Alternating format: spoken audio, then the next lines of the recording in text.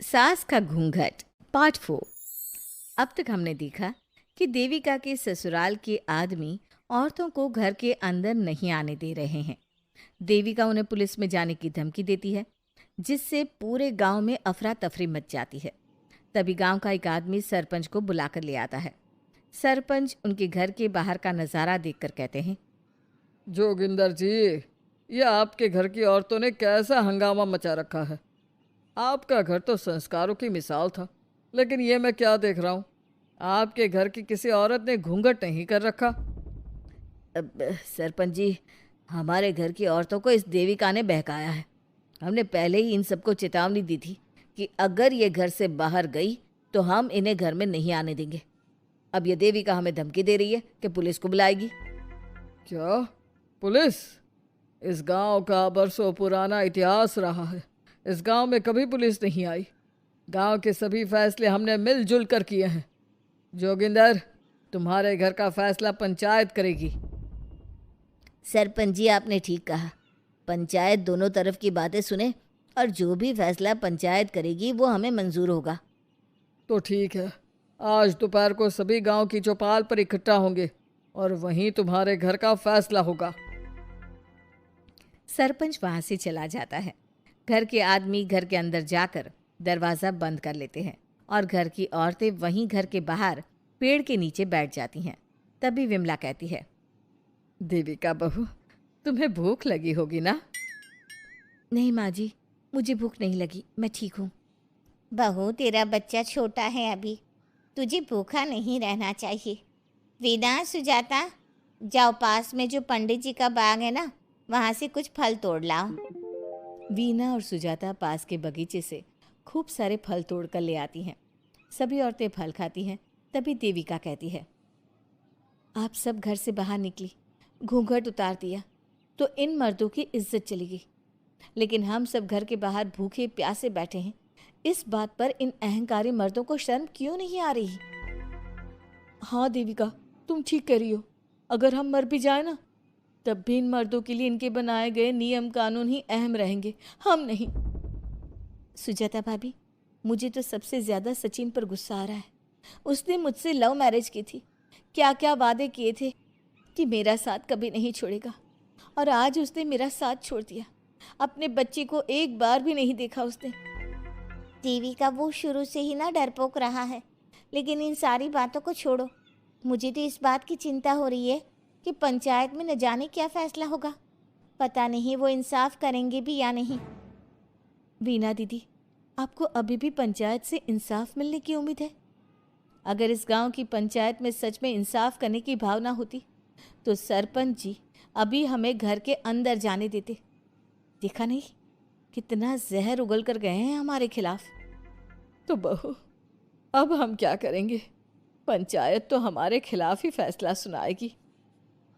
पहले तो हम अपनी सारी बातें रखेंगे। अगर ये लोग नहीं माने तो आपको वही करना होगा जो मैं कहूँगी।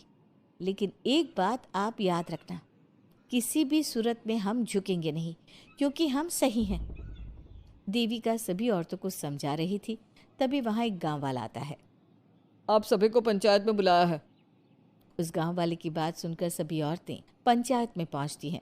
वो देखती हैं कि उस पंचायत में सारा गांव इकट्ठा हो गया है। बहुत सारी औरतें लंबे लंबे घूंघट करके वहां आई हुई हैं। तभी पंचायत की कार्यवाही शुरू की गई और घर के आदमियों से पूछा गया कि वो घर की औरतों को घर में क्यों नहीं रखना चाहते। हमारे घर की औरतें ना तो घूंघट उतारती है और ना ही किसी डॉक्टर से इलाज करवाती है, और हमारे मना करने के बाद भी इन सब ने घर से बाहर कदम रखा, हमसे ऊंची आवाज़ में बात की। हमने इन सबको चेतावनी भी दी, लेकिन इन्होंने हमारी बात नहीं सुनी। अब ये सभी औरतें हमारे घर में नहीं रह सकती। अब औरतें अपना पक्ष रखें। ये कानून की किस किताब में लिखा है कि औरतों को घूंघट करना चाहिए? और अगर मेरे ससुराल की औरतें मुझे डॉक्टर के पास ना लेकर जाती तो ना मेरा बच्चा जिंदा बचता और ना ही मैं। लेकिन दाई अम्मा से हम इलाज करवा रहे थे ना। दाई अम्मा को कुछ समझ में नहीं आ रहा था। देविका का इलाज दाई अम्मा के बस की बात नहीं थी। काफ़ी देर तक दोनों पक्षों में बहस चलती रही। दोनों एक दूसरे पर आरोप प्रत्यारोप लगाते रहे, लेकिन दोनों पक्षों की बात सुनने के बाद पंचायत ने जो फैसला लिया उसके लिए तो देविका पहले से ही तैयार थी। दोनों पक्षों की बात सुनने के बाद पंचायत ने यह फैसला किया है कि सारी गलती महिलाओं की है। अगर वो अपने अपने पतियों से माफ़ी मांग लेती है और वादा करती है कि भविष्य में कभी ऐसी गलती नहीं दोहराएंगी, तो वो घर के अंदर प्रवेश कर सकती हैं। हमें पंचायत का फैसला मंजूर नहीं है। हमने कोई गलती नहीं की जो हम माफ़ी मांगे। और किस बात का वादा करें हम? हमने देविका की जान बचाई है, तो आप हमसे भविष्य में किसी की जान न बचाने का वादा ले रहे हैं क्या? अगर तुम्हें पंचायत का फैसला मंजूर नहीं है तो तुम सबको घर में नहीं, पुरानी हवेली में रहना होगा, जो अब खंडहर बन चुकी है। यह खंडहर तुम्हारे घर के सामने ही है। सरपंच जी, आपका फैसला सही नहीं है। एक बार और सोच लीजिए इस फैसले के बारे में। ओ शहर की छोरी, 4 किताबें क्या पढ़ ली, हमें सही गलत का पाठ पढ़ाएगी? तुझे पता नहीं कि पंचायत का फैसला यहाँ सदियों से चलता आया है और लोग उसी को मानते आए हैं। अच्छी तरह जानती हूँ सरपंच जी। अगर मैं चाहूँ तो आपके इस फैसले को कोर्ट की चौखट तक ले जा सकती हूँ। पुलिस को बुलाकर अभी घर के अंदर जा सकती हूँ। पंचायत और घर के आदमियों की शिकायत पुलिस में कर सकती हूँ और अपने बच्चे को उसका हक दिलवा सकती हूँ। लेकिन नहीं, मैं ऐसा नहीं करूँगी। मैं उसी खंडहर में रहूँगी और इस गांव के आदमियों को दिखा दूंगी कि औरत खंडहर को भी महल बना सकती है, और वो भी बिना किसी आदमी की मदद के। सारे गांव की औरतें देविका की बातें सुनकर हैरान हो जाती है। उनका जीवन घूंघट और घर के 4 दीवारी के बीच में ही था। कोई औरत अपने हक के लिए पंचायत से भी टकरा सकती है, ये बात उन्होंने पहली बार सुनी थी। अब देविका घर की औरतों के साथ खंडहर में चली जाती है। माँ जी, ये खंडहर तो काफ़ी पुराना है। भाभी, खंडहर पुराने ही होते हैं। मुझे तो डरावना भी लग रहा है। मैं डर की वजह से कभी इस खंडहर के आसपास भी नहीं आई, लेकिन मुझे क्या पता था कि एक दिन इसी में रहना पड़ेगा। ये तो टूटा फूटा भी पड़ा है। माँ जी, एक काम करते हैं, ये खंडहर तो काफ़ी बड़ा है, इसलिए एक हिस्से की साफ सफाई करके उसे ही रहने लायक बना देते हैं। बाद में धीरे धीरे पूरा खंडहर ठीक कर लेंगे। हाँ बहू, तुम ठीक कह रही हो। विमला भाभी और मैं इस खंडहर के टूटे हुए हिस्सों पर मिट्टी और ईंटें लगा देते हैं। सुजाता और वीना, तुम साफ सफाई कर लो। सभी औरतें मिलकर खंडहर के एक हिस्से को सुधारना शुरू कर देती है और काफ़ी देर तक मेहनत करने के बाद वो उस हिस्से को काफ़ी हद तक अच्छा कर लेती हैं। और इसी तरह रात हो जाती है। सभी औरतें बैठकर बात करती है। माँ, हमने इस खंडहर को घर तो बना दिया है, लेकिन ये घर चलेगा कैसे? हाँ माँ जी, मैं भी यही सोच रही हूँ। और हम सब तो बड़े हैं, गर्मी सर्दी भूख कुछ भी आसानी से बर्दाश्त कर सकते हैं, लेकिन देविका का बेटा बहुत छोटा है, उसे तो हमें अच्छी तरह से पालना होगा ना।